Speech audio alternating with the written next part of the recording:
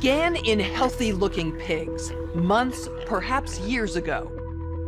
A new coronavirus spread silently within herds. Gradually, farmers started getting sick.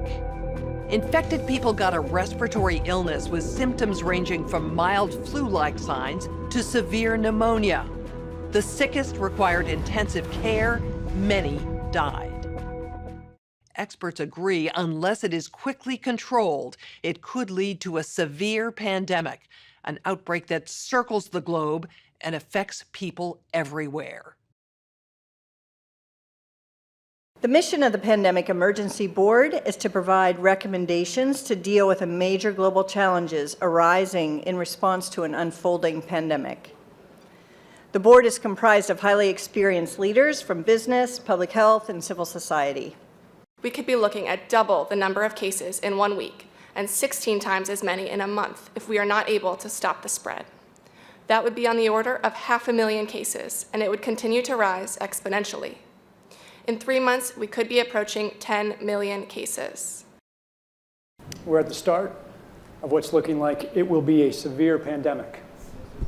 And there are problems emerging that can only be solved by global business and governments working together.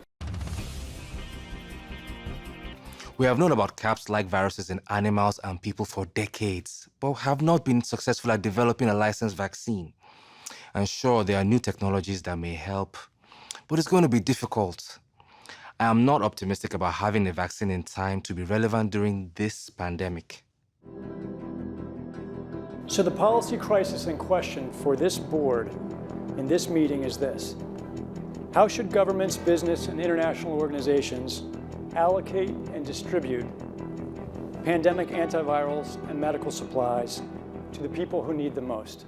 A global stockpile would certainly help ensure more rational and strategic allocation, but the reality is that we don't have the logistics capability, even within the UN, to bring that together in one place and run it. So this is where I think a collaboration between the international organizations like the World Health Organization and the private sector, which runs these supply chains for many purposes every day, understand where the supplies are, make smart decisions about how to allocate them to the people who need them in the places that need them the most, and then work with the industry to move those supplies from where they are today to where they need to be. Just to underscore the point that cooperation among supply chain providers or businesses that have huge supply chains can add a lot of efficiency to the whole process.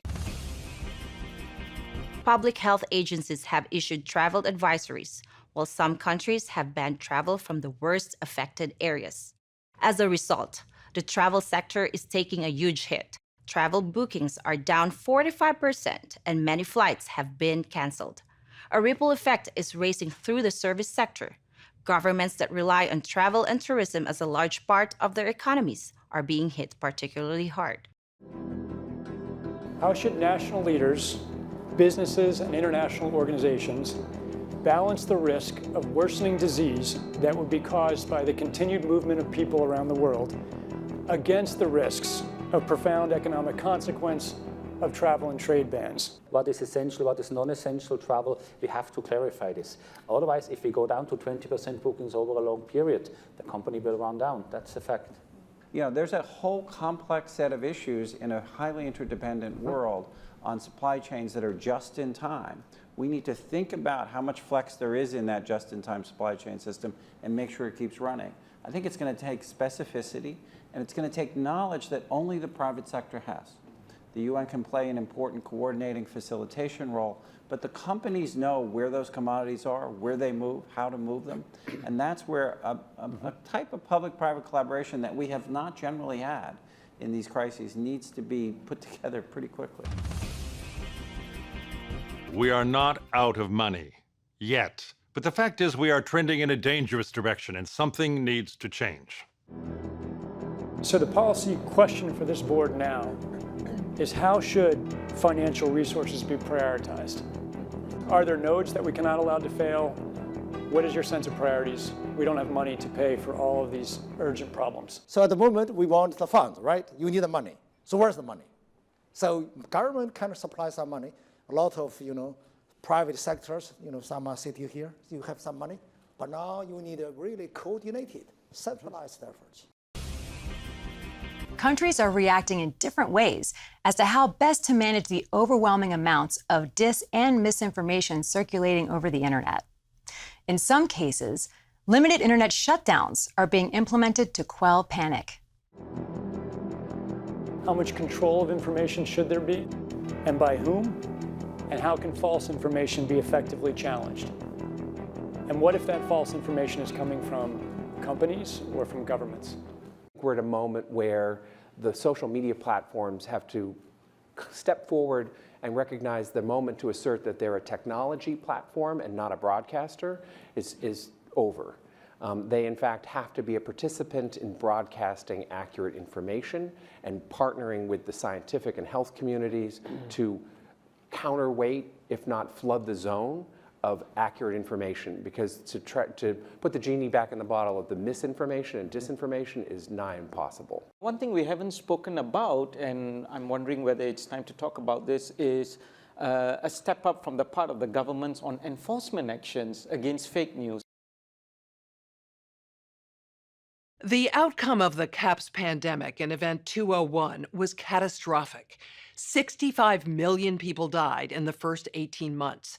The outbreak was small at first and initially seemed controllable, but then it started spreading in densely crowded and impoverished neighborhoods of megacities. From that point on, the spread of the disease was explosive. Within 6 months, cases were occurring in nearly every country. The global economy was in a free fall.